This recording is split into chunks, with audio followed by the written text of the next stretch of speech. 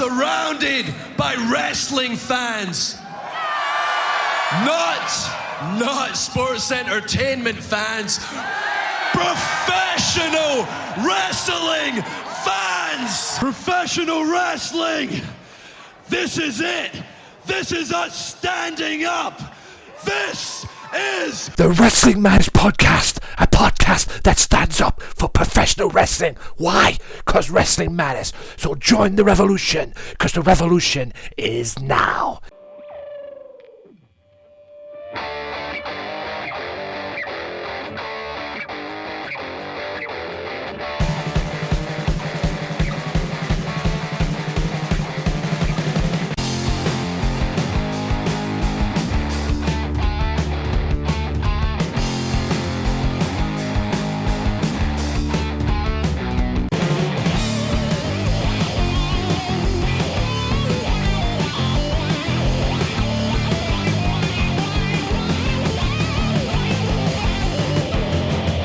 Ladies, gentlemen, and whoever else is listening to this, welcome to another installment of the Wrestling Matters Podcast with me, that H, that E to the A to the D. You know who I am by now. Well, you should. And hope you had a good week. I've had a quite busy week, actually, with work and projects and everything like that. But other than that, I've had quite a fun week as well, considering what happened Friday night as well. But other than that, we're here today. We're going to talk Raw. We're going to talk SmackDown. Payback Predictions as well. TNA. Ring of Honor. NXT. And anything else is relevant in the world of wrestling. And yes, ladies and gentlemen, I'll be promoting my ICW podcast series as well. The 5th installment comes this Tuesday, which is tomorrow, as this goes out Monday. And yeah, it is Paperboy, I believe the episode is. So be sure to look out for that. Now, guys, I've got guests on. Yay! We like guests. We like guests on this show. And it's two guys making their debut. From, and correct me if I'm wrong on this, guys, the Altered Angle. You got it right this time, Tony. The Altered Angle. That is correct. Got it right first time. Which is, because it was a bastard to say when I promoted it on the last week's show. Yeah, you're struggling. I was struggling with it on the last week's show, but I got it. It is the hosts, the backbone of that show, Josh Dillon and Pepper Brooks. Say, what's up, guys? Oh, you know. Hey, good morning. Yes, good morning to you both. It is, well, it's afternoon over here in the UK, but it's morning over there. It's early. It's way too early. Yes, it's way too early to be entertaining. But I forced myself to get up for the fans. Yes, get up for the peeps. We are entertaining on this show. I'm amazed that Mr. Josh is actually up. This is going to be a rare treat for people that listen to the Altered Angle. You're actually going to be able to hear Mr. Dillon sober. So sit back and enjoy him. But he may not be as witty as he normally is. Hey. At least he's on the show, unlike some other people I've had on this show with, and I've been a pain in the backside to get onto. Won't mention any names. Mike Rodriguez. But we'll leave it there. He's going to kill me. So, I'm intrigued by this. What did you do that was so exciting on Friday? Oh, I went to the Butter match. Soccer team. Oh, That's right. My team. I don't know what that means, but okay, sounds cool. Yep, soccer team. I was working the Butter match. Oh, soccer. Yep. Soccer. Well, soccer as you guys call it over there, we call it football over here. My team, Middlesbrough Football Club, were in the playoffs, and they got through to the playoff finals, and they're one step ahead of going back to where they belong. 90 minutes away of being in the Premier League. All they've got to do is beat Norwich City next Monday. Nice. Which will probably be a hard fought, but we've beaten Norwich twice this season, but hey, you never know. Football's football. But without further ado, ladies and gentlemen, let's get right into it. Let's get right into Monday Night Raw. Oh joy. Now, there were some good parts. There were some hurt my brain moments. Oh boy, I'll get to the worst one later. But Triple H returned this week and looking to smooth the feud that is building between the Director of Operations, Kane, and one World Heavyweight Champion, Seth Rollins. Now, he came down. They did their best. Obviously, Seth Rollins ran his mouth off as usual. And J&J Security got a little mouthy with the boss. But more on that in a second. What do you think, guys, of this angle that is building between Seth Rollins and Kane? Take it away. Well, personally, I think it's going to be Kane's last hurrah. Yeah, I'll take this one since you just cut me off. I think it's going to be Kane's last hurrah. You know, he's kind of getting up there. He's been in the main event scene for a while. You see him losing more and more. He's kind of lost that edge as the big red machine, if you would. I look at this as, you know, his last opportunity to really be centered around the main event, centered around the focal point of the show, and ultimately it's going to lead back to him kind of leading into a semi-retirement. About it, Josh? Well, you know, the Kane character, the current Kane character, is a joke. It's absolutely it's a disservice to his character, you know, from years ago when he was, you know, a monster, and now he is on, you know, he's out talking, doing motivational speeches and talking about business and the stock market on TV. Yeah, it doesn't work. It's stupid. I want Kane as a big nasty monster, or I don't really care two shits one way or the other about him being on TV or not. So if he's not the monster, then he needs to retire. Yes, I've been saying that we need to bring back the big red monster. This corporate Kane is driving me insane. Literally driving me insane. I can't stand it. I never liked the character. Although it seems to be this could be the end of one corporate Kane, from what it seems. Although I have been hearing rumours of what the outcome may be at Payback. I will discuss that later on during the Payback predictions. But yeah, as I was saying as well, J&J Security, or as they're being referred to as the Cruiserweight Division, got a little mouthy with well, one person in particular, Mr. Jamie Noble, got a little mouthy with the boss. And Triple H, being his old DX ways, decided to book them in a match between them two, going in a handicap match against one of my favourite people, one Dean Ambrose. Now, my question to you guys, Pepper, we'll start with you. What do you guys think of what was the beatdown of J&J Security?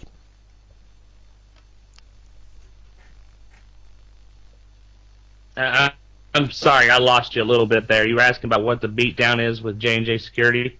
I sure did.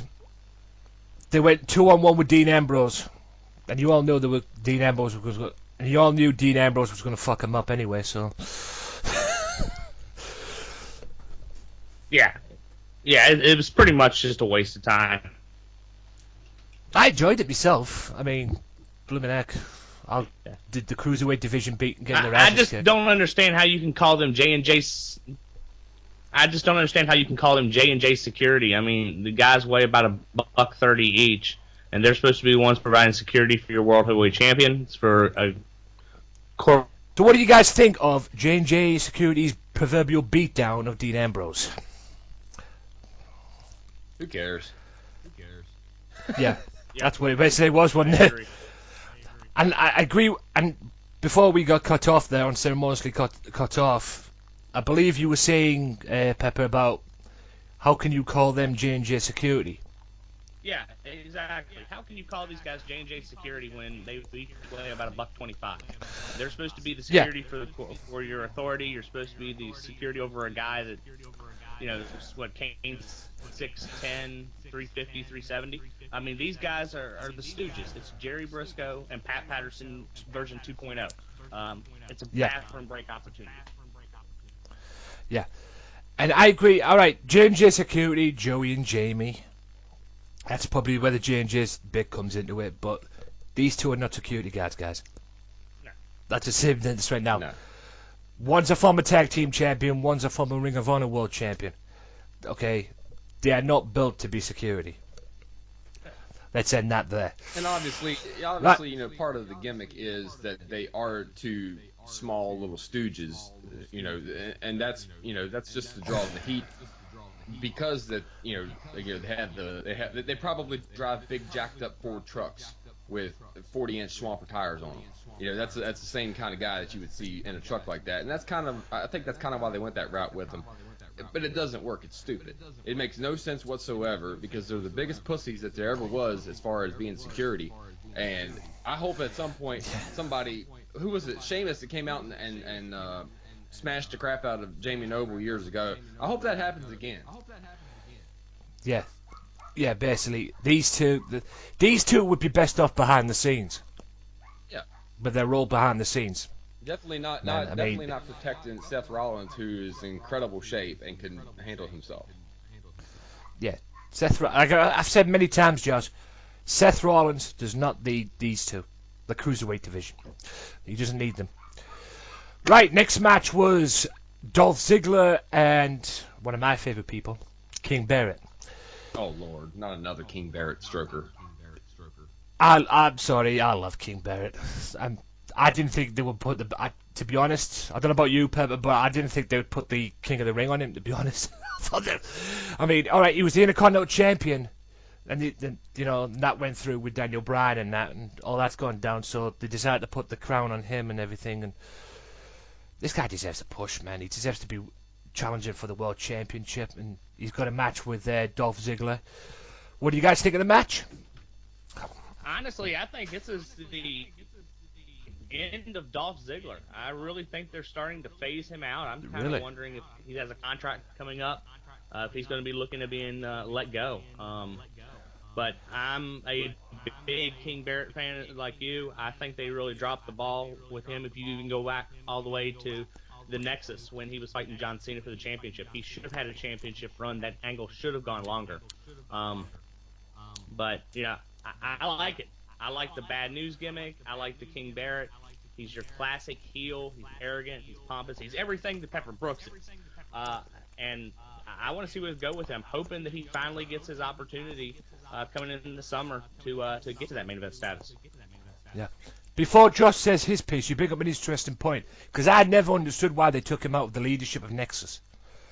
I mean, alright, he went over to SmackDown and created the core and everything, and the core was awesome as well.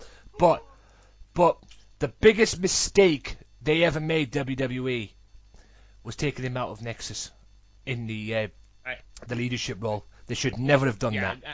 And they brought in CM Punk.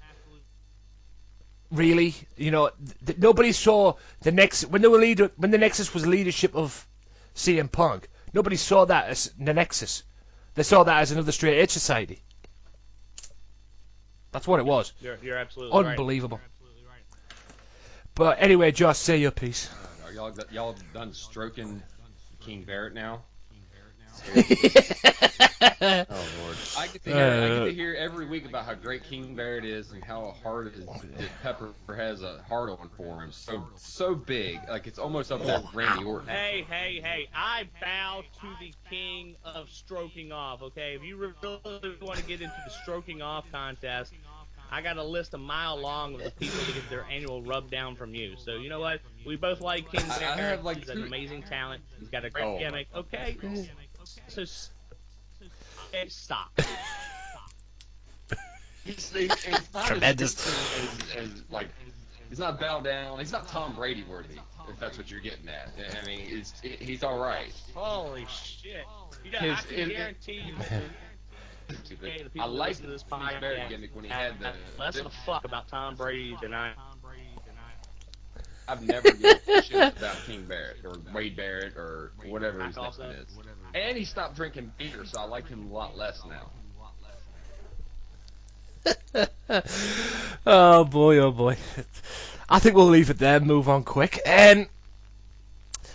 Now, the smart thing that WWE have done, okay, they've put Rowan and Harper back together. Absolutely Absolutely smart. And Eric Rowan basically squashed Fandango. What do you see in the future for Eric Rowan and Luke Harper now they're back together? Because I've had some rumors about this, but I'll let you guys say your piece. Pepper, kick it off. I agree with you. Putting them guys back together made perfect sense. Splitting them up in the first part, it saw how weak that they are as singles wrestlers. They need to be a team. They need to be a unit. I see them coming back to the fold and being, with Bray Wyatt. That group is definitely stronger as some than it is with them being individual. Right. Josh? Say your piece.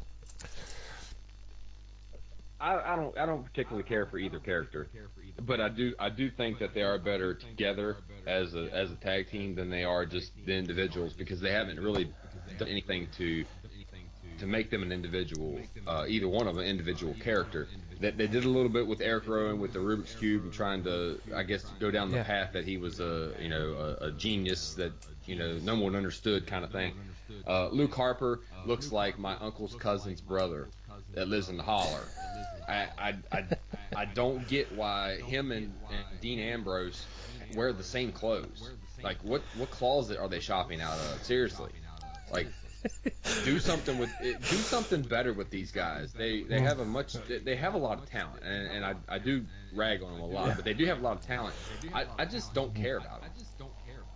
Yeah, they're probably shopping out of them shops that you get on GTA, them little rinky-dink little side cheap second-hand shops that you get before you get to the big shops on GTA. I'm just GTA 5, a little moment there. I've heard a lot of rumours about this. Now, they put the Wyatt family back together, Rowan and Harper. Whether they'll join up with Bray Wyatt, I don't know. Here's hoping so. But I've also heard if they're going to put the Wyatt family back together, I've also heard the Wyatt family won't be 3, they'll be 4. Because I've heard a rumour, and God, hoping this is just a rumour, because if this is true, I'm going to kill myself, that the 4th member that they're planning, from what I've heard and read, is Bo Dallas. That's a great idea. I like it. It's a great idea. Yeah, it's a great idea in respects to the fact that Bo is Bray's brother. But I'm sorry, I despise Bo Dallas with a passion. I think it's a great idea. I think it would be. Well, I despise Bo Dallas too, but let's talk about this a little bit. Yeah. Pepper, you gotta learn to keep talking. What I'm thinking talk over me. Damn. I'm trying to talk over you. If you would just give me 2 minutes, good Lord. Now, guys. May I speak now, Mr. Dillon? May I speak? I was allowing you to speak, but then there was awkward silence, and this is a radio show. There should not be awkward silence. So go ahead. Well, this is a podcast, not a radio show, okay? But yes, I like the idea of bringing Bo Dallas into the Wyatt family. Think about it. His entire gimmick has been built around believing and being positive. What if they take a complete 180 with his gimmick? What if they show him as being a failure and his believing is getting him absolutely nothing? They could roll him into a Wyatt character very easily, and I think it would work. Go on, Josh. I think it's great. I think I said this probably a year ago or close to it, that Bo Dallas should join up, because not only is he his brother, hell, they can bring him in as his brother, and Bray can ramble for 30 minutes about on a promo about how he's going to convert him or how he's going to save him from whatever it is that Bray Wyatt saves people from. He ought to save my eardrums and shut the fuck up for a little bit, because he talks too motherfucking much. So I think it's great. I don't really care for the Wyatt family, but I think if you add Bo Dallas in there, it does make it more intriguing. It does actually make me want to watch to see where they go with it. Now, don't get me wrong. If they change Bo Dallas's gimmick for him to join the Wyatt family, I agree with you to 110%. It would work. If they keep the gimmick, the Believe gimmick, and put him in the Wyatt family, it's not going to work. But they need to change the gimmick if they're going to bring him in. I'm up for it, because at the end of the day, it's Bray Wyatt. Bo Dallas is Bray Wyatt's brother, so it makes more sense in that respect. but I despise Bo Dallas. I despise this Believe gimmick. Oh, God. And that smile, too. I want to slap him. Man, he just gets on my damn nerves. But if they change his gimmick, I will allow it.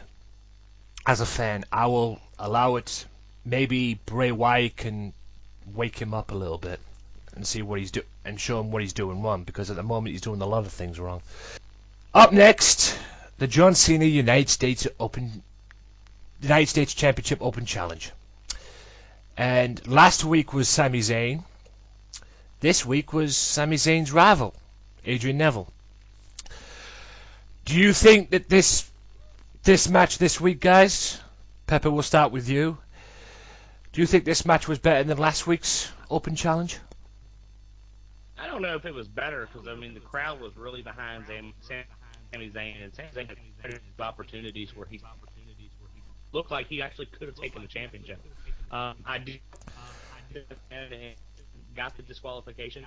He keeps him relevant to the match that they're going to have this coming Sunday, yesterday. But I thought the match, I love this Open Challenge U.S. Championship. It's given us an opportunity to see some guys from NXT, to see some other people. That's my competing against John Cena. So I hope that it continues. I hope we see Cena with this weekend, which is something I never say. I cannot stand John Cena. But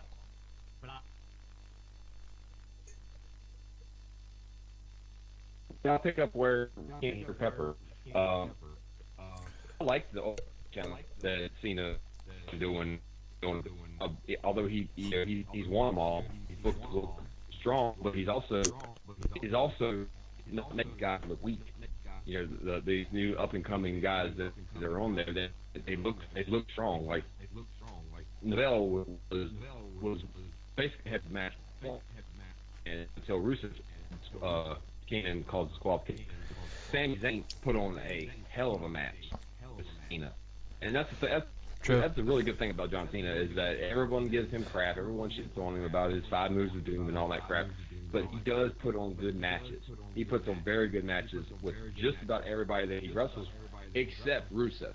Because, like Pepper said, I'm so sick of this feud. This feud has never done nothing for me, and I will be glad, hopefully, it's over this weekend. Oh, it'll be over this weekend. The I Quit match, if that doesn't tell you that it's done, nothing does. And if they continue with this, I'm going to get sick of it. This match should have been over at... I would say they should have ended it at Extreme Rules, myself. They should have had that, you know... Alright, Cena won at WrestleMania. You know, let Rusev have his rematch at Extreme Rules. Get it over with. Done. That's where they should have ended. And... it's probably the most predictable match to predict at Payback as well. More on that later. Right, we'll move on. Yeah, Cena retains disqualification, yada yada yada. Kane versus Roman Reigns. Oh joy. Now, this match didn't really take place, to be honest with you, did it? I mean, all it was at the end of the day was a fight, and then ended up with Roman Reigns spearing Kane through a table, and that was it. Which led to their match on SmackDown, which was a must-win match. There must have been a winner in the match. I don't know about you guys, but for me, this was a whatever match for me. What do you guys think? Pepper, we'll start with you. I think it's a match that I actually could have cared absolutely less about. I can't stand Roman Reigns. I don't like the Kane character. It was a bathroom break for me. Sure was for me. Josh? Same. I agree. It was. I could care less. Really could care less. Roman Reigns is a bore. As the current character, Kane is just another extension of J&J Security. They ought to be JJ&K Security, and that would make more sense because he's a gigantic walking pussy. So, who cares? I didn't even watch SmackDown because it comes on the wrong night. It comes Friday night, not Thursday. Thursday night is for Impact. Friday night is for SmackDown. They need to fix that shit because it's getting on. Doesn't suit my schedule. Well, I've just found out that Impact is going to Wednesdays. Yeah, I don't like that either. That's even stupider. Yeah. God almighty, they like changing that around, don't they? And I'm not going to tell you who I found out today has just joined TNA. What's his name? Billy Corgan from the Smashing Pumpkins. Yeah, who cares? Oh boy. Don't tell me TNA's going down this direction again. Anyway, moving swiftly on. Now, speaking of don't care, Brie Bella with Nikki Bella versus Tamina Snuka with Naomi. Again, another bathroom break for me because I've been very vocal about the Divas division. What do you guys think of this? Another bathroom break for me? Yeah, I mean, this is just an extended bathroom break from the first segment. So I actually had a bathroom break and time to make a sandwich. But the Divas division is an atrocity. That is the one thing that TNA does correctly. So WWE may want to take a little bit of notice on what they're doing. But I could care less. Josh? Well, the WWE knows the formula for women's division because they are doing it in NXT. I mean, their NXT girls are main eventing those matches, those shows, and they're getting standing ovations and they're putting on 5-star matches. It's there. For some reason, they don't allow them to have good matches. And everybody shits on the aren't divas. There's a lot of talent. I don't know who's in charge of writing the diva scripts or whatever, but they need to be fired. And if that's Stephanie, fire her. Hell, send her to Pepper for a weekend, and she won't want to come back because she'll fall in love with him, and we won't have to deal with her anymore. But seriously, like the Naomi and Tamina being the bad girls, like super heels, that's great for the division. And you've got you turn in the Bellas, who are basically the face of the WWE Divas division. You turn them back into face where they belong. That's a great thing. And you got Natalya, who's got more talent in her left nipple than any of the girls do in their entire bodies. Use them correctly. Just use them correctly. Let them wrestle. Let them have good matches. And we won't be talking every week about how boring and how much of a bathroom break and a sandwich break that the Divas division is, because the talent is there. You just need to let them. You just need to let the talent show on the screen. I have been very vocal on previous podcasts of my Wrestling Matters podcast about the Divas division and how much it totally sucks. You're right.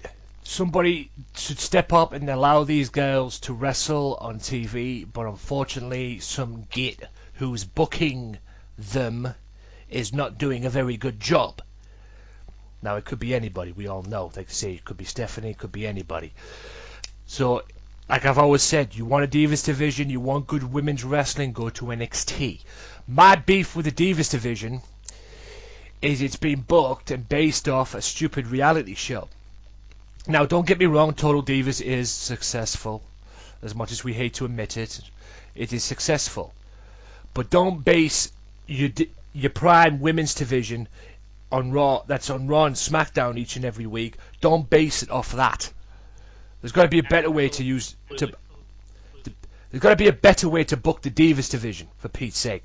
And what really irritates me is the Divas division. It should be renamed the Divas division. It should be called the Total Divas division. Because let's face it, we all know it's been booked off a reality show, which pisses me off. That's why I watch NXT for better women's wrestling, and it scares the hell out of me that the NXT divas have to come up to that. Very So good soon point NXT's there. Very good point. It should Yeah, be called as soon as- the division. I hadn't heard that. I hadn't heard that before. Kudos, sir, for having an opinion on your own show. Yeah, hey, I drop pipe bombs on this show and I don't give a fuck. I tell you something right now, it really gets on my nerves, and like I say, I'm scared for the NXT girls to come up. So the sooner the NXT brand separates and goes its own path, the better. Because the NXT girls need to stay where they are. But I know they are going to come up eventually. Charlotte, Sasha Banks. No doubt Sasha Banks will probably drop the belt to Becky Lynch upcoming. But, you know, girls, stay where you are, for Pete's sake. Now, it was also announced that Randy Orton will face Seth Rollins in the main event. More on that later. Now, I'm not even going to talk about this next bit. I refuse to even mention this. Oh, come on. You got to talk about it because Pepper's got a hard on for this next segment. What? The Curtis Axel Macho Mandow? Oh, yeah. Go ahead, Pepper. Tell us how much you love it. Go on, Pepper. I did. I loved it. I loved it. This is excellent. This shows the development of Damien Sandow as a character, how multi-talented this guy is, and he can pull this off. And Curtis Axel, it's something that he can do other than a 3-second match.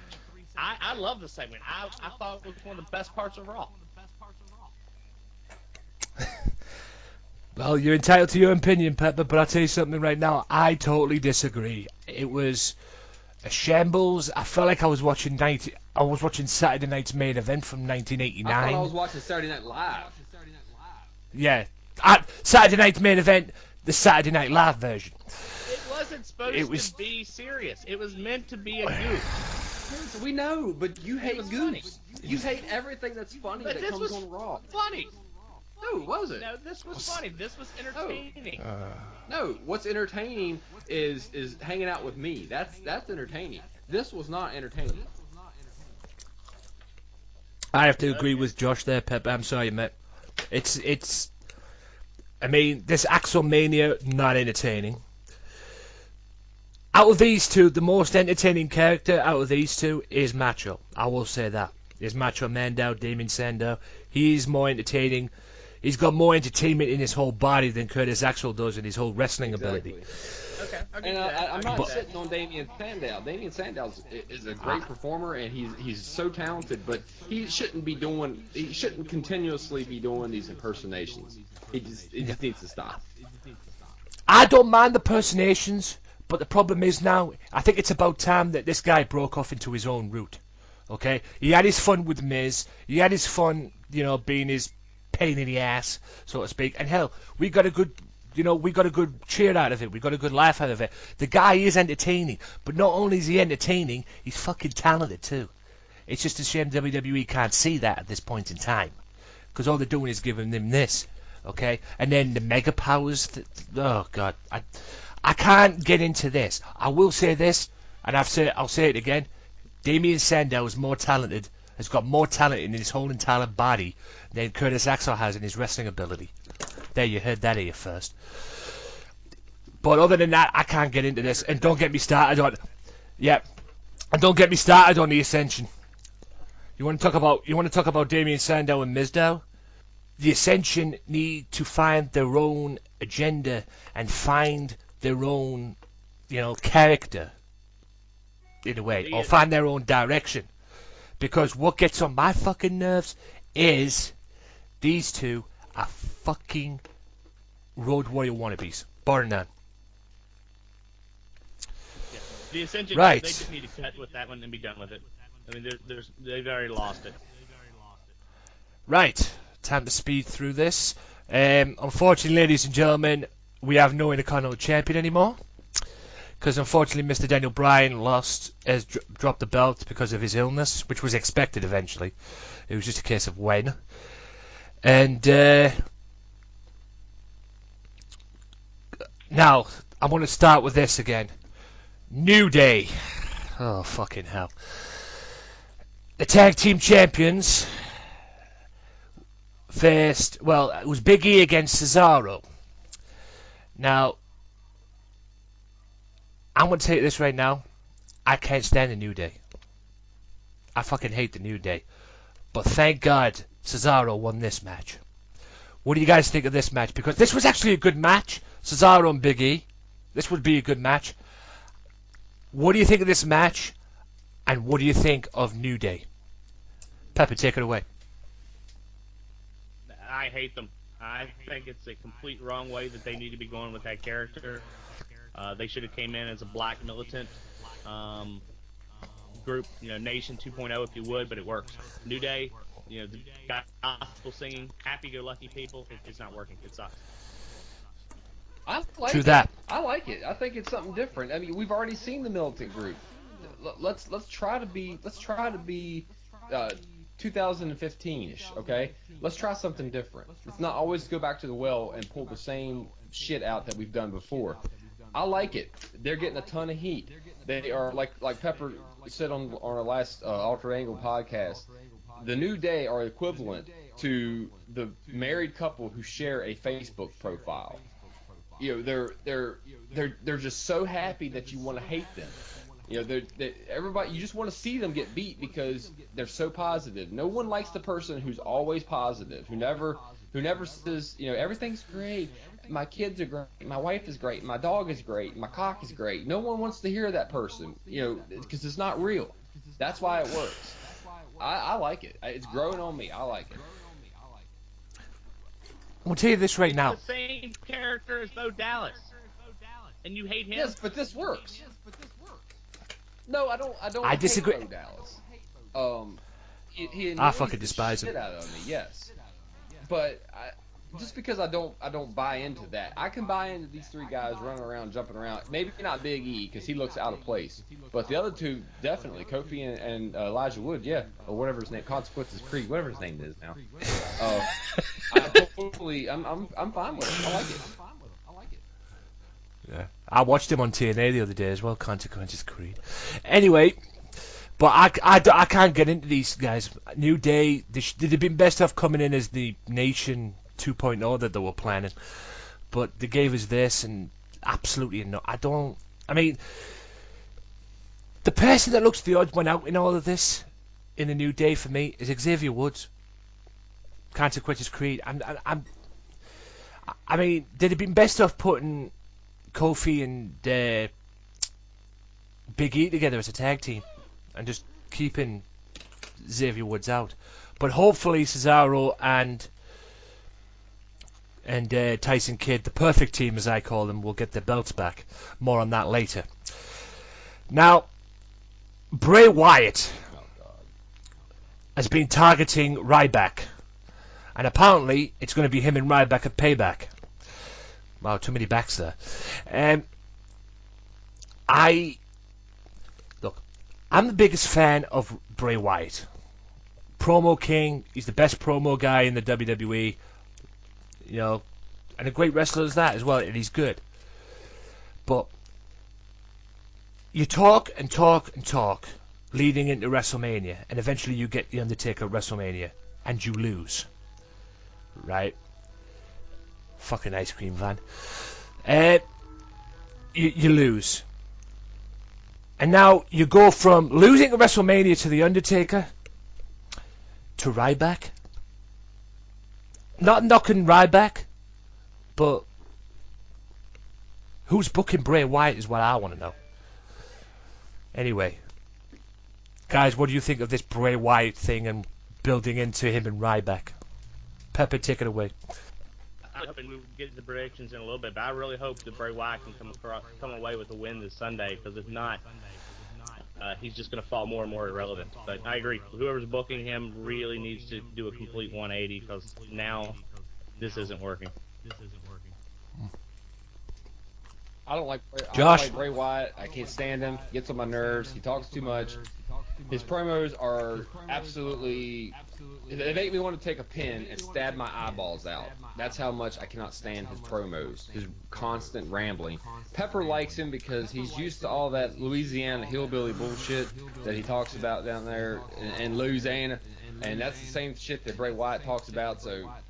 I for him to go back to the Wyatts, do his thing as that, because I can't stand all his promo time that he gets. And I hope Ryback squashes his ass.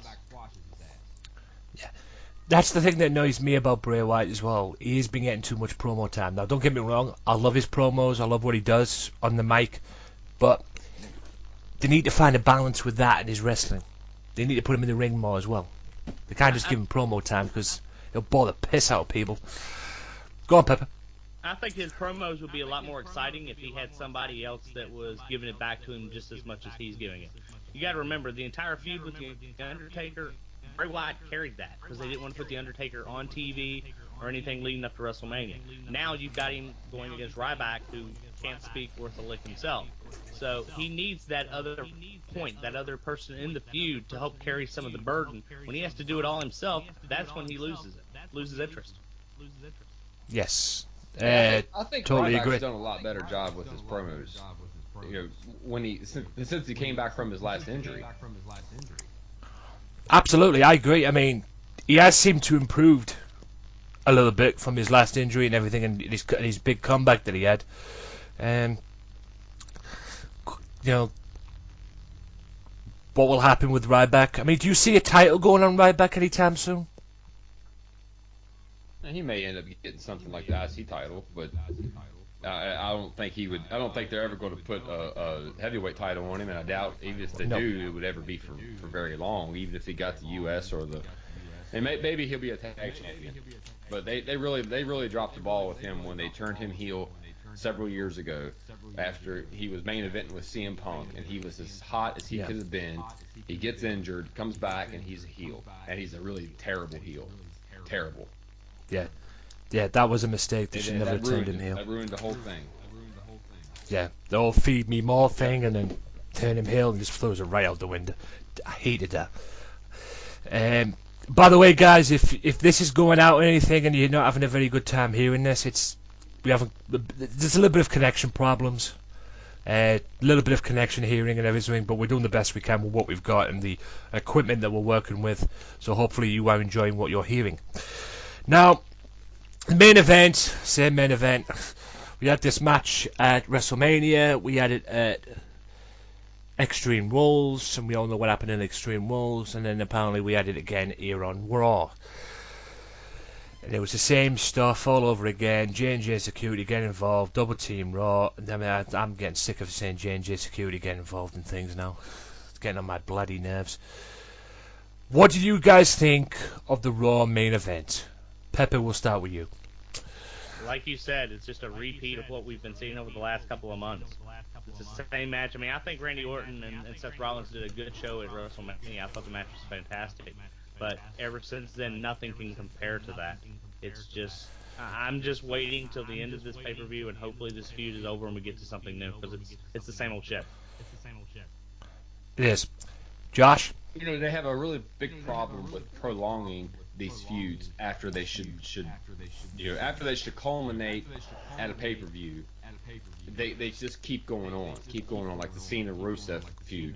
All right, you know, what you're doing is that they're actually doing it in reverse order. The feud should build and then be a pay-per-view match, not build the feud for 2 weeks, pay-per-view match, next month's pay-per-view, have a match. You know, and then this month there's 2 pay-per-views, or within a 4-week span there's 2 pay-per-views, and have them continuously have pay-per-view matches, because at this point when you are main event Raw and then your own pay-per-view as well, it's boring. No one cares. You lose interest. The story building is as ass backwards as it could be.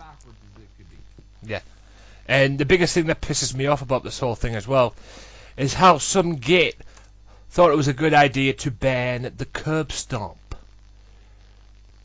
Some fucking tool came up with the idea, and quite frankly, I think they've ruined Seth Rollins in that respect as far as finishing move goes, because they say, oh yeah, they banned the Curb Stomp because apparently it causes risk of injury and head this and this. Fucking bullshit, man. I mean, everybody knows what to do on it. The wrestlers are not stupid. You know, surely they're not that stupid, okay? They know what to do as far as taking the bump. You know, and plus, quite frankly, in my opinion, the Curb Stomp elevated the RKO to a new level as well, WrestleMania. We had the same conversation. We had this conversation on our show, and although I don't miss the Curb Stomp because it was lame, I just don't like the fact that them telling these guys that some of these moves are too dangerous to be doing when you won't ban the flying headbutt off the top rope, or you know, like we talked about before, you won't give these guys time off to heal up before you rush them back. You know, so don't give me all this crap about safety when you don't offer your performers health insurance. You don't even claim them as an employee. You claim them as a contractor. So stop with the bullshit. I don't know if Pepper has changed his opinion on it yet. I don't think he was. He didn't miss the curb stomp. What do you think, Pep? Yep. Pep. I don't miss the curb stomp, but getting back to them trying to make a safer working environment. They're tired of former wrestlers in the headlines dying at age of 45, or what we had over here with the Chris Benoit situation. So, if they need to take these extra moves in order of safety precautions to do it, I'm okay with that. I would rather the guys go out there and be able to compete than have guys getting injured, possibly shortening their lives. And you mentioned, you know how to take the curb stomp, but there's also the Japanese wrestler, and I apologize, I forgot his name. He knew how to take a Styles Clash and broke his neck. So if they need to take these extra steps, I'm okay with it. Yeah, but a lot of these wrestlers are dying because of substance overuse for all the years of, taking these pills to mask the effects of working 5 and 6 nights a week and doing these long matches and being like Andrew Bryan being in 2 and 3 matches a night. It's substance abuse that's leading to the psychosis or the liver failure or the heart attacks and that sort of thing. So I don't think a curb stomp. And I'm no doctor or scientist. I'm just a horny dude with a lot of time on his hands to watch porn. But I don't think that the curb stomp is going to lead to someone killing his whole family and turning a gun on himself. Yeah. I had a rebuttal, but when you just said I'm a horny guy with a lot of free time and a lot of porn, I'm just going to leave it at that. I've got nothing to say. Good. You say your best when you say nothing at all. Nice. Good. There to some American country music, Anthony. God damn it. Oh, my brain. Anyway, that is the end of the Raw review. Guys, your ratings out of 10, please. What's our scale? Rating out of 10, please. 10 being the Pepper. 10 being the best? Yeah, 10 being the 10 being the best. Lord. We don't need 10. 4. 4 for Josh. What about you, Pepper? I'd give it a 5, and just mostly for the Mandow, or Mandow, whatever the hell it is. Mega Powers 2.0. That brings it up an entire point. 5, baby. 5 it is for me as well. I've seen better Raws. Right, we'll quickly get into the Payback Predictions. Oh boy, this ought to be good. Hang on, let me just count the matches. 1, 2, 3, 4, 5, 6, 7, 8. There's 8 matches, 7 probably are on the main show, and yes, as always, there is 1 on the kickoff show. You know what? We'll kick off with the kickoff show. We'll have Axel and Mandow, or as they're now known as the Mega Powers, against the Ascension. Now, my pick for this is Axel and Mandow. What's your picks? Pepper, we'll start with you, since you like this. Axel and Mandow, all day long. Mega Powers 2.0. Yeah, that's what they are, Mega Powers 2.0. How about it, Josh? Make me want to take a mega dump is what they want. I've got the Ascension in this one, and I don't think I've ever said that, and I doubt I will ever say it again. But I hope that the Ascension shuts both of them up because their character, because the Mega Powers 2.0. Pepper is on this 2.0 bullshit. He wants Nation of Domination 2.0. He wants Mega Powers 2.0. Jeez, what's next? He's gonna want Bam Bam Bigelow 2.0. Seriously. Hey, I want the Nation. What? Yeah, I wanted the Nation 2.0 other than the New Day bullshit. But anyway, next match. You know what? We'll get this match out of the way because we all know what we're going to pick for it.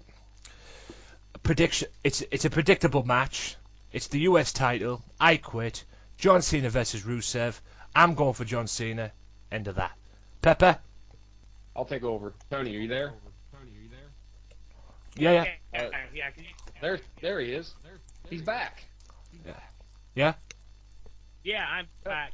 Once again, this network can suck on my left nut.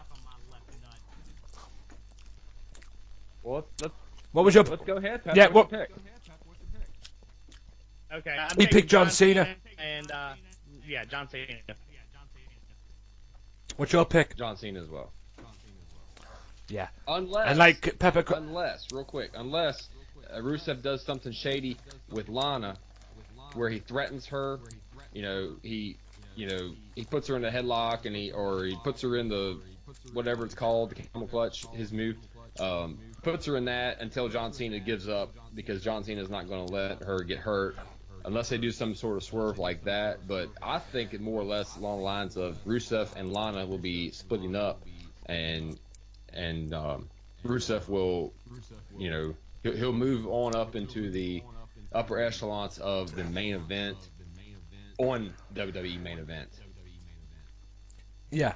And also, going back to what Pepper said, basically the corner phrase of a monster in WWE, i.e., for example, Lord Tensai, you build this guy up, and it tends to, you walk right into John Cena, and then it's future endeavors, so to speak. Or end of career, retirement. But, going back to what you said, Josh, apparently, from what I've heard, there is in line for a split between Rusev and Lana, and apparently Lana is going to be the new face of the Divas Division, from what I've heard. What you guys think of that, I don't know. I don't have a problem with that as long as she's not in a wrestling role. Like, does anyone know that she can wrestle or not? Because, she's definitely got the looks. She definitely can pull that off because she can go. Yeah, she can come out. She is from Florida. She just grew up in Russia or whatever. So she is an American, and she could pull out she could turn on Rusev and be like, forget it, I'm American. Russia can suckle my coochie or something. Great. And then you can have her come out. You could have her come out in a freaking USA bikini. I don't know. You could do something, and it really would really turn her character around. And she's already super popular. She's definitely with Pepper, because Pepper, he trolls the internet for her nudes every single day when he goes to the bathroom. To be honest, Yes, I don't blame him. Yes, To be honest, I don't blame him. I think they're going to put her in the wrestling role, but like I say, whether it'll work or not remains to be seen. Let's get the other bit out of the way as well. The Bella Twins in a tag match against Naomi and Tamina. And I don't know about you guys, but sorry, Bella Twins, I have to pick Naomi and Tamina for this one. Pepper? I'll take the Bellas, and I could really care less. Me too, but I have to pick Naomi and Tamina for this. What about you, Josh? On a match like this, I usually say, who would I rather have sex with, the Bella Twins or Naomi and Tamina? So I'm going with the Bella Twins. Yeah, I was going to say, if it was that case, I'd definitely take the Bella Twins. The next match after that is an interesting one for me. It's King Barrett and Adrian Neville. Now, these two first met on Raw. Adrian Neville won. It was like a one-on-one match on Raw. Adrian Neville won. Then Barrett beat Neville in the King of the Ring. So, logic tells me, although it probably won't go this way, but I have a funny feeling that Mr. Neville will beat King Barrett at Payback. What are your predictions? I'm taking Pepper? King Barrett. I'm going to take King Barrett. I think that the King of the Ring is going to be the first step of a very successful 2015 for him. I'm taking Barrett. Josh? I've got Barrett just because I don't think they're going to. I don't think that they're gonna go ahead and give Neville this big win. But I see bigger things for Neville for this remainder of this year than I do for Pepper's man crush Wade Barrett. Hey, a man, ish. Not in a man crush, Ray. I've got more of a man crush on Dean Ambrose, but that's another issue for another day. I do. I just love that. I love it. But the reason I hate Dean Ambrose, the reason I don't, it's Dean Ambrose has now gotten to a point now where it's who cares. They need to book him a bit more. That's why hopefully they'll get something out of this Fatal 4-Way match. More on that later. But the only thing, I do want Wade Barrett to win this match, but WWE booking tells me that they're going to go with Neville on this. I hope not. I hope Wade Barrett wins, and if Wade Barrett wins, I won't be disappointed. But, WWE's booking hasn't been perfect as of over the years. So that's why I only went for Neville. Now, let's get the tag match out of the way. 2 out of 3 falls. New Day versus Cesaro and Tyson Kidd. I'm guessing it's going to be out of the New Day, probably Kofi Kingston and Big E Langston. I can't see Xavier Woods being involved in this match. I'm picking Cesaro and Tyson Kidd. If there's a god in this world, please put the belts back on them. Hopefully this will be their payback. Pepper, what's your pick? To answer your question, no, God is not a wrestling fan. New Day retains the championship. Damn it.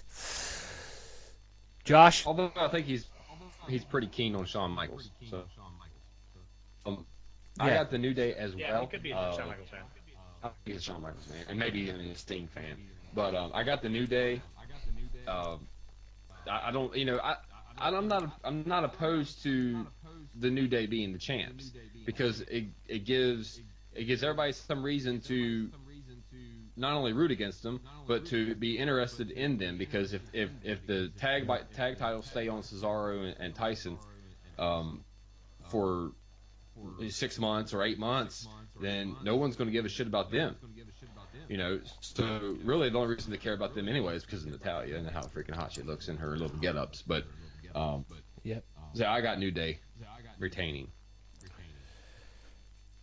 Okay, we'll go on to the next prediction, which is Bray Wyatt and Ryback. We'll get this one out the way, and I'm going for Bray Wyatt. I can't see Ryback winning this. Pepper? Bray Wyatt needs it a lot more than Ryback does. I'm taking Bray Wyatt. Josh? Ryback, feed me more. Feed me some more of that Bray Wyatt Louisiana gumbo bullshit. Yeah. Not even. Speaking of bull, yeah. Speaking of bullshit, Sheamus and his bullshit hairstyle against Dolph Ziggler. Now, kiss my arse match. That never happened because Sheamus ended up making Ziggler kiss his arse. Whatever that. Fucking hell with that. It's kiss my ass, ladies and gentlemen, in case you don't know. And they're going one-on-one again at Payback. And I believe this time round, although I'm hoping for a Dolph Ziggler win, considering what happened on the Kiss My Arse match last time, I really think that Dolph Ziggler will get his payback, hence the pay-per-view name, get his payback and beat Sheamus. Although logic tells me that Sheamus will win, but I'm picking Dolph Ziggler on this one. Pepper, what's your pick? I'm taking Sheamus, and the beating of Dolph Ziggler continues. I'll take Sheamus. Josh? I hate Sheamus. I hated Sheamus before he had the stupid dreadlock things in his beard and the awful red mohawk, and I just hate him even more now. And I hope that Ziggler wins. I'm going to say I'm predicting the Ziggler win, but Pepper's probably right. It's probably continuing to the demise of Ziggler and then future endeavored. For what reason, I don't know, but it seems like the path they're going. But I've got Ziggler. Yeah, I've got Ziggler, but I have to agree with Pepper as well. Sheamus, I think Sheamus will end up pulling something out. But I think they need to build into a hair versus hair match and have Sheamus lose it so they can cut that mohawk off. It is ridiculous. Yes. Good call. Anyway, World Heavyweight Championship match. Roman Reigns, Randy Orton, Dean Ambrose, and yes, Seth Rollins. Now, I'm going for Seth Rollins on this only because it's probably too early for him to drop the belt. And considering what I'm hearing, I don't think he'll be dropping it anytime soon, at least until SummerSlam. So I'm picking, no matter what Kane's role is in this, or no matter what Kane's plan is in this, Seth Rollins, I'm sorry to say, because I actually want Dean Ambrose to win this match so they can push Dean Ambrose that little bit more. I don't see it happening though. Like I say, too early to say. It's too early for Seth Rollins to drop the belt. And like I say, considering what I'm hearing, probably the better chance that you'll have at losing the championship will be at SummerSlam. Pepper, what are your predictions? I agree. It's way too early for Rollins to drop the title. They're not going to have Kane leave the authority because they have nothing for him to do. Rollins retains. Josh, go. Yeah, I see Rollins winning because I don't see them pulling the belt off of him after having him being the high profile that he was, turning on the Shield and building him up for the last several months, or really last year now, building him up as a top heel. So he retains. The bigger question is, does the three former members of the Shield, do they align back up for this match during this match and take Orton out? Do we see something strange like that going on? And a two-part question, I guess. And Anthony, when are you going to change your Twitter profiles? It says something about "I love Dean Ambrose" with hearts in it, like all the little girls do when they're following the Altered Angle page, and they're all like, "Oh, Dean Ambrose, I'm the future Mrs. Dean Ambrose." Oh my God! I just had my punk card pulled on this show. And by the way, that is not true for that. I just had my punk card pulled on this show. Good grief. And for those of you that's not true, it's not on there. It's at Tony Walker and WM Podcast, the Twitter pages. Anyway, I will say this. Like I say, Seth Rollins, it's too early for him to drop the belt. But there has been a rumor that a certain Dean Ambrose will turn heel and join the Authority at Payback and help Seth Rollins retain. That's what probably the big master plan is, and why Kane and Seth Rollins are having a feud. I don't know. I've read this on the dirt sheet, guys. It's a case of believing it where you see it. I think it'll be a mistake turning Ambrose heel, but that's another issue for another day. I just hope, and from what I'm hearing as well, it's too early, because I've heard a lot of rumors that it's going to be Seth Rollins and Brock Lesnar at SummerSlam. Like I say, things could change between now and SummerSlam. We will see.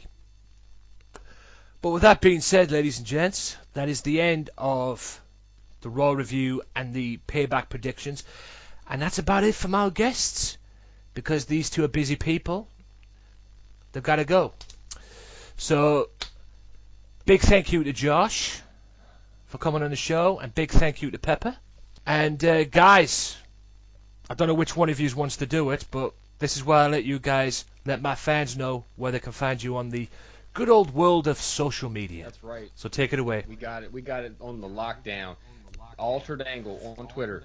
Check us out at the Altered Angle. You can follow Pepper for all his nonsense and idiotic tweets that he sends out. He is at Altered Angle PB. You can follow me, the voice of the Altered Angle, Josh Dillon, at Real Josh Dillon. We are on Stitcher Radio. We're on iTunes and TuneIn Radio.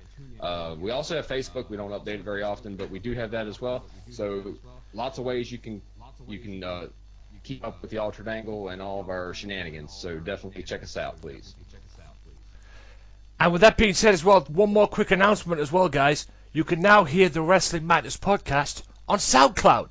That's right, I'm on SoundCloud now, so be sure to check all that out as well. Be sure to follow them at the Altered Angle Be sure to check them out.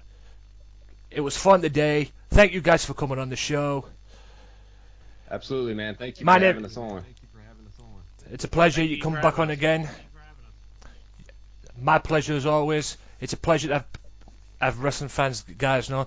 Apart from the Josh pulling the punk guard routine on me with the Dean Ambrose comment. But other than that, you will be back on again sometime soon. Probably sooner than you think. But with that being said, ladies and gents, my name is the head Anthony Walker. I will be back after this. I'm going to let the guys go because they've got busy lives to sort out. And I'll be back after this with SmackDown, NXT, TNA, and Ring of Honor. So stay tuned right after this.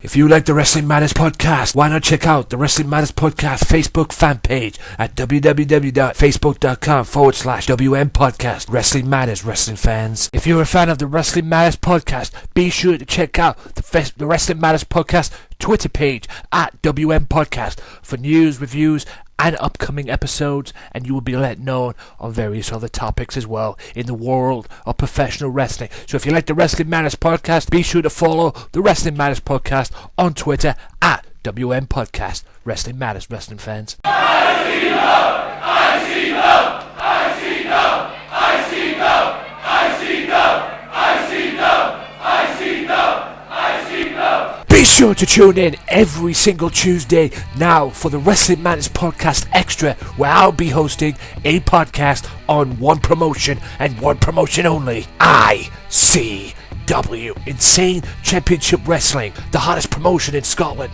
where I'll be reviewing their shows. Oh my God! Talking ICW, That's 13-14! and who knows, maybe getting some guests on. So be sure to tune in to the Wrestling Matters Podcast Extra ICW podcast, Insane Championship Wrestling, every Tuesday on YouTube, Podomatic, Stitcher Radio, downloaded free at iTunes, Mixcloud, and SoundCloud. Wrestling Matters, wrestling fans. World, look into my eyes. When you see me on a show, when you see these fans, you know you've got the best in the damn world. We are ICW and you're gonna know our name. Here we fucking go! Welcome back, ladies and gentlemen, to the Wrestling Matters Podcast. Big thank you to my guests there. Be sure to check them out, guys. That was an absolute blast. Now, like I said before the break, we're going to move swiftly on. That's right, we're going to move on to SmackDown. I'm going to take you through SmackDown and NXT in this very part. So, SmackDown kicked off this week with Roman Reigns confronting his partner, brother, whatever the heck you want to call him, Dean Ambrose. Poised for a huge fatal four-way match for the World Heavyweight Championship at Payback, Dean Ambrose's response about hitting his brother, Roman Reigns, with dirty deeds on Raw was cut short by the big dog himself.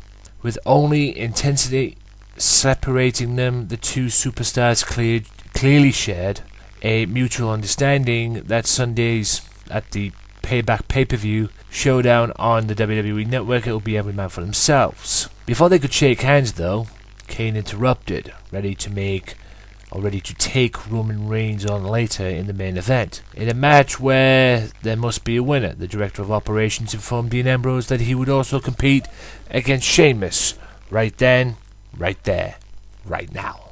Speaking of that match, ready for the two huge matches at Payback, Dean Ambrose and Sheamus engaged in a impromptu contest that left the WWE Universe chanting simply, "This is awesome."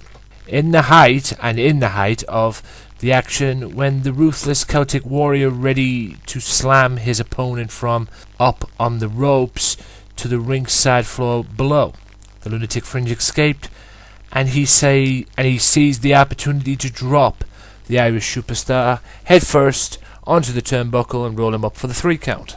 Can Dolph Ziggler pin Sheamus this Sunday or at the Payback pay-per-view? Did he? Only you guys know. Rusev.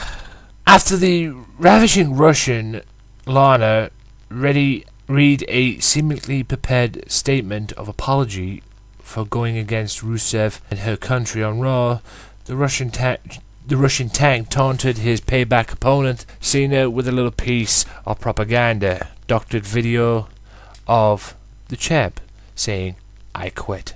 They're doing it on the video. but did he do it at the Payback pay-per-view? More submissions coming for WWE Tough Enough. Seth Rollins beats Ryback, again with a little help from J&J Security. Tyson Kidd beats Kofi Kingston going into the tag match at Payback. Neville beats Bo Dallas. God bless you, Neville. I cannot stand Bo Dallas. And Roman Reigns and Kane.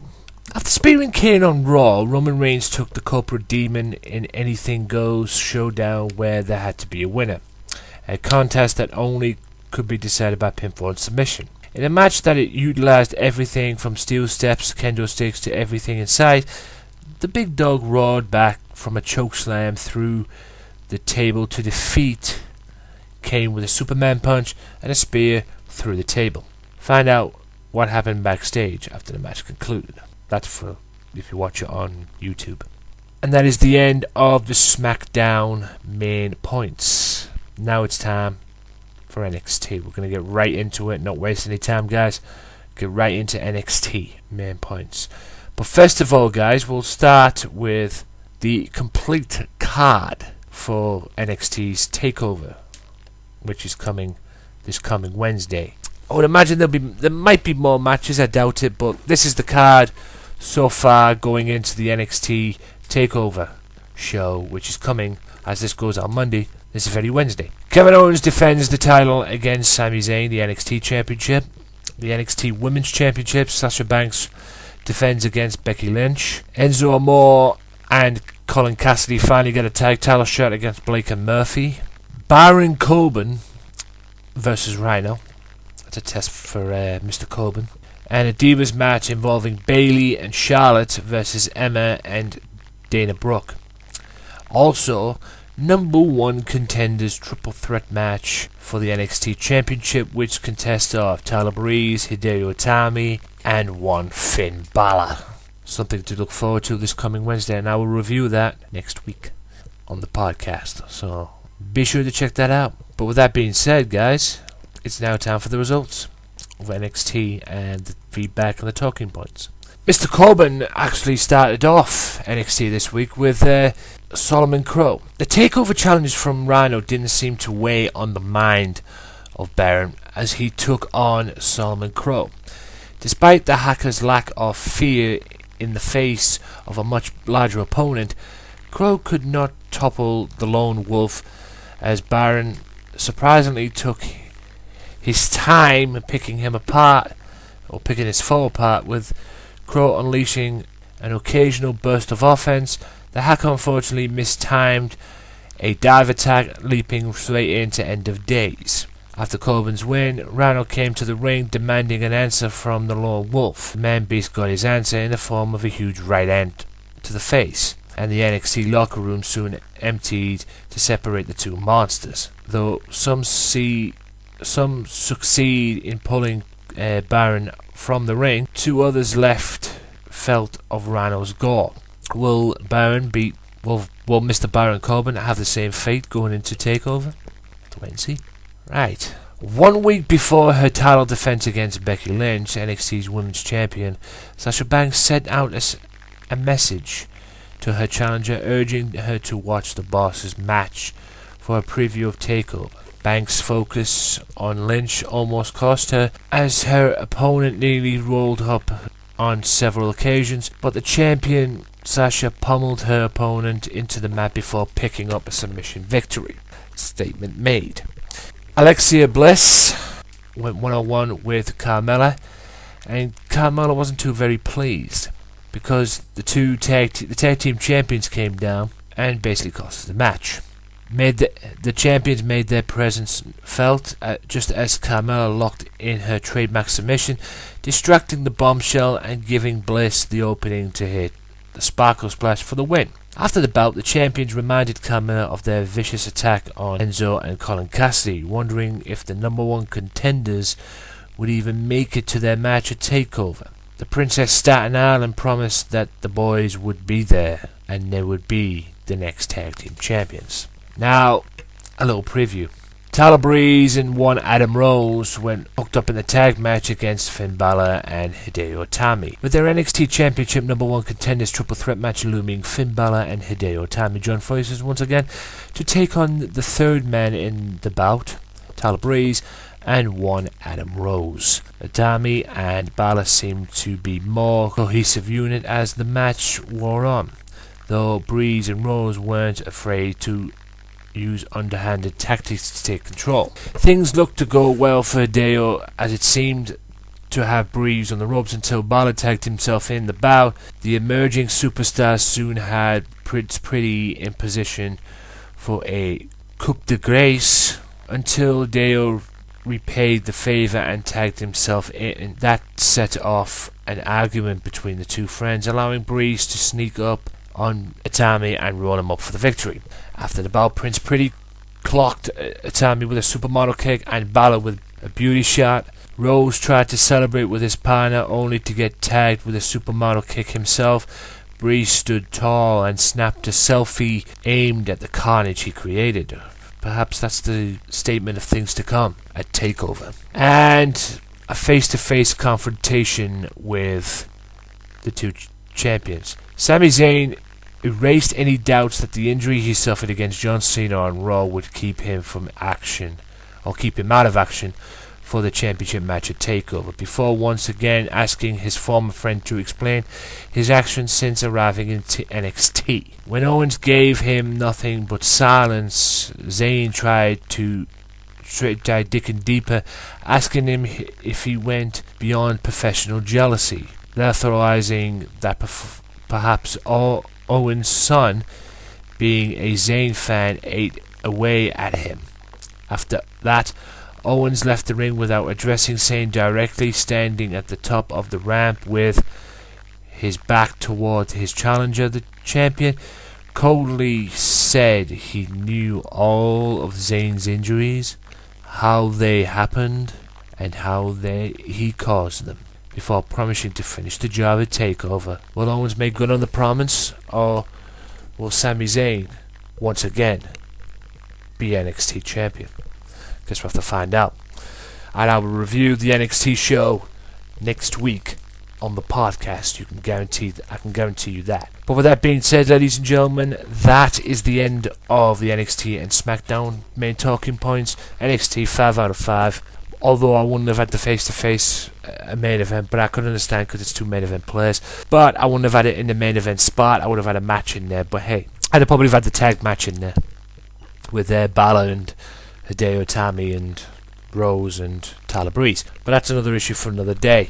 With that being said, though, I will be back after this, ladies and gentlemen, with TNA main talking points. So, see you in a bit. For new episodes of the Wrestling Matters podcast, as well as other great professional wrestling related content, be sure to check out the Wrestling Matters channel on YouTube at www.youtube.com/AJW Wrestling Matters. You'll get weekly episodes of the podcast, and you'll get other great wrestling content as well. Be sure to check it out, subscribe, like, and do all that good stuff. The Wrestling Matters channel, where wrestling matters on YouTube. Be sure to listen to the Sunday Segway Wrestling Podcast. What? Every Sunday with Kenny Killer and the Galdem Sugar Shubs. Yes! Yes! With all the news, views, and laughter that you want. They like jet airplanes. Woo! They like long limousines. Every Sunday, the Sunday Segway Wrestling Podcast on Podomatic, iTunes, and YouTube. So why don't you choke on that, slap nut? Welcome back, ladies and gentlemen, to the Wrestling Matters podcast. And like I said before the break, guys, without further ado, we'll get right into TNA's main talking points. Now, TNA kicked off this week with, the build-up to the Hardcore War. That was all overshadowed by the return of Bobby Lashley. Eric Young interrupts the moment, saying he has earned a world championship opportunity. Young claims to have been screwed out of the title shot. He claims he is still the #1 contender, and he says he's going to quit until he regains the world championship. Angle says he can have his rematch. It'll be an I Quit match. But that will have to wait, because for now it's Team Angle, Eric Young, Kurt Angle, Chris Melendez, and The Rising versus Team Young, Eric Young and the BDC. The teams will collide, and also Lashley is joining Team Angle as the final member, so more on that in a minute. Tag team, the Dollhouse beats the Dollhouse face Brooke and Rebel, and the Dollhouse win that match. Know what I'm talking about. Mr. Anderson goes one-on-one with Tyrus just to get at EC3. Tyrus powerbombed Mr. Anderson, and when EC3 brings in the chair, he's ejected from the ringside. The crowd chants, "We want Ethan," and Tyrus turns from the distraction into a mic check. Mr. Anderson gets the win. The feud between Mr. Anderson and EC3 continues. Barbecue Pitmasters brawl, Magnus and Abyss, which ended in a no contest. The Wolves beat the Dirty Heels to lead 1-0 in the best of 5 series. Richards and Aries trade forearm shots, but high knees from Richards earns him a pin attempt. Aries is out quickly, and Richards comes back with a spinning kick that Aries counters with a discus forearm. Aries comes off the ropes only to be met by the Wolves double team. The Wolves set up the force of nature, but Rude pulls Richards from the ring, and Aries counters a powerbomb into a Hurricane Rana, sending Edwards outside. Rude poses the Wolves in front of the guardrail, and Aries connects with a suicide dive. Rude rolls Davey Richards into the ring, setting him up for the missile dropkick from Aries. Rude whips Aries towards Richards in the corner. Aries lands a running dropkick. He sends Richards into Rude. Rude hoists him up for the powerbomb, but Richards rolls through and gets a surprise 3 count. Wolves take a 1-0 lead, and the winner of this best of 5 series will be the World Tag Team Champions, and my money is on the Wolves guys, because let's face it, the Wolves never lost. They had to get stripped, so it's makes more sense. The implosion of the Bromains, and Robbie E beats Jesse 3 times in one match. It was kind of like what happened between Jeff Jarrett and Jeff Hardy one time. You beat him 3 times in one night. That's exactly how this went down. And Jesse wasn't too pleased about it, and proceeds to beat down Robbie after the match. And the main event, of course, was Hardcore War, which I won't go into too much details, guys, but I will say this. Drew Galloway nails a huge running kick to Kenny King before launching himself over the top rope into a cluster of men, including MVP, Eric Young, MVP, and Loki, and even his teammates. Then Angle launches himself off the top rope with a crossbody, taking out an even larger mixed group of men. Eric Young and Chris Melendez meet in the ring. Young rakes the eyes, but Melendez powers through Young with a series of clotheslines and a big boot. Melendez attempts a backdrop, but gets countered into a power driver, and Eric Young gets the win for his team. And then Eric Young rips off the prosthetic leg of Chris Melendez. The ref tries to intervene, gets smacked right in the mouth. Young delivers a stiff right hand to him, he removes the leg. He appears ready to use the prosthetic leg against Chris Melendez until Angle makes the save, or so he thought. Young begins to retreat, but changes his mind and hits Angle with the leg, and then chokes him with it. And all roads lead to the I Quit match. And with that being said, ladies and gents, that is the end of the TNA Impact main points. I didn't want to go into too much detail, guys. We've already had an action-packed show, so I didn't want to go into too much detail. Be sure to check it out and everything you haven't seen, and go and find it. And I'll be back right after this quick message with Ring of Honor for the final part of the Wrestling Matters podcast, so stay tuned.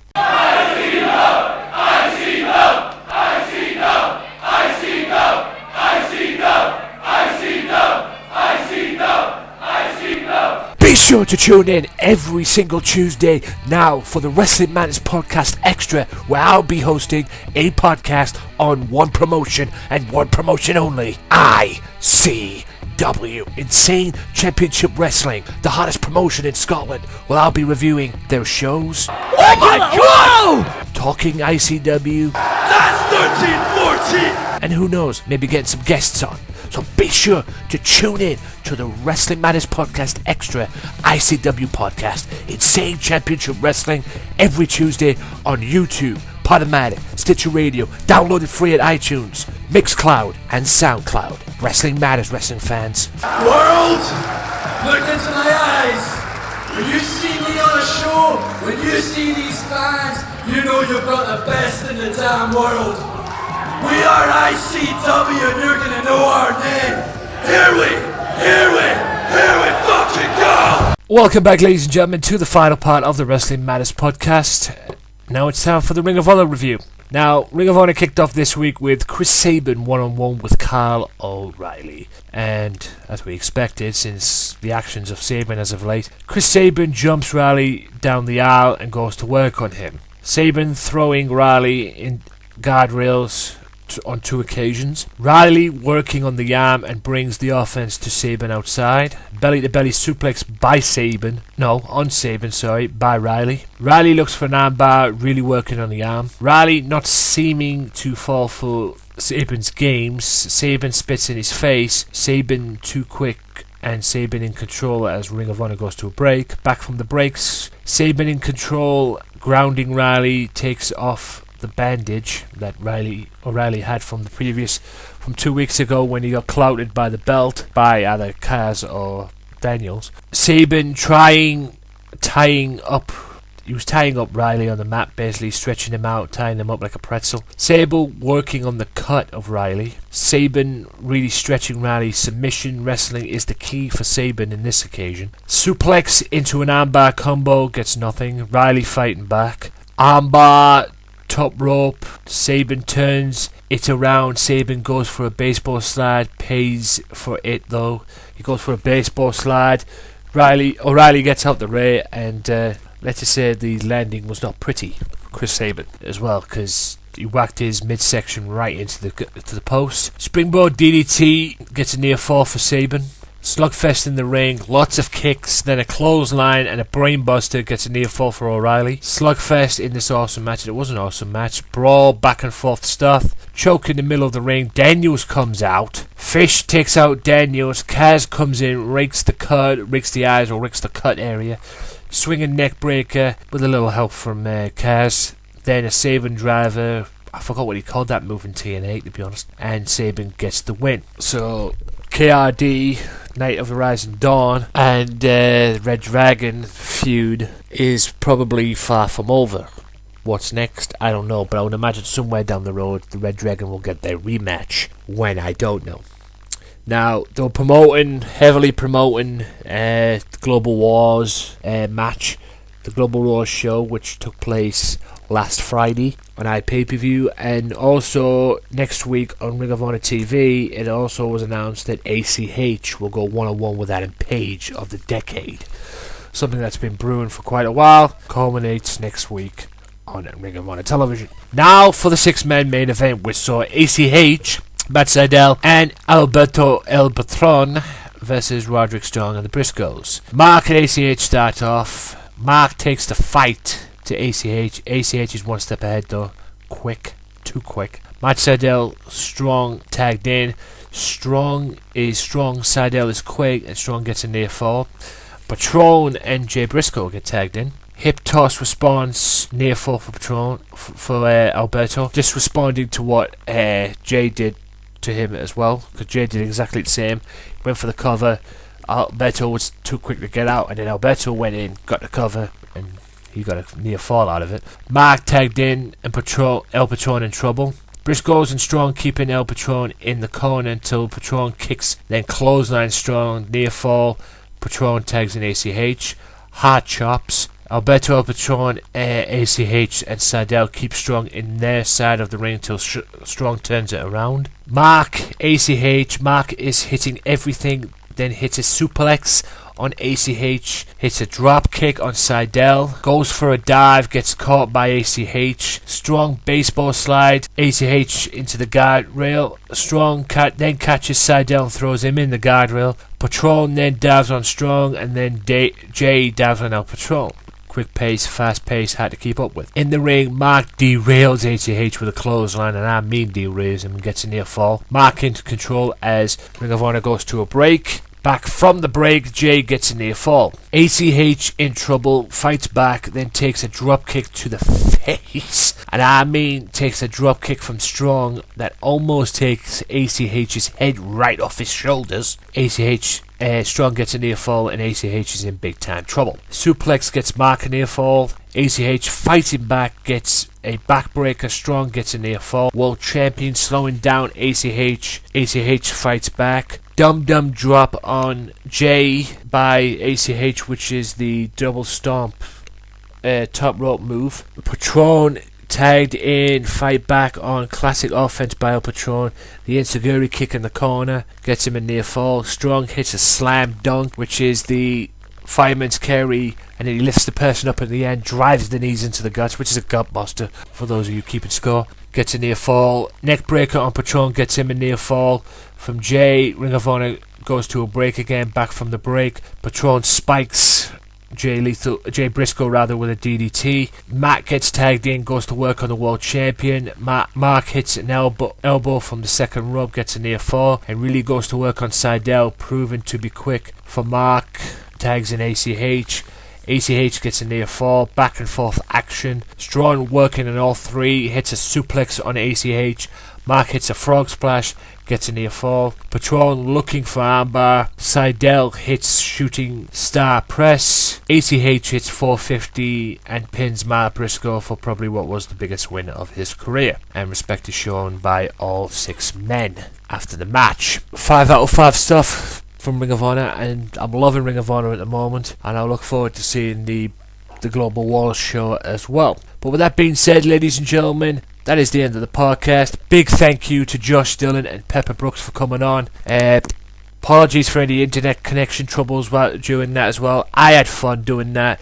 Hopefully them guys had fun, which I know they did, because they tweeted me about it and everything, and they had a blast. Hopefully we can get them guys on ASAP as soon as possible. But until then, ladies and gentlemen, my name is the Head Anthony Walker. Hope you guys have a great week. Be sure to check out the ICW podcast on Tuesday as well on the same channels. And yes, guys, we're on SoundCloud. It is up and running. Be sure to check it out on SoundCloud. And with that being said, ladies and gentlemen, my name is the Head Anthony Walker. Until next time, peace out.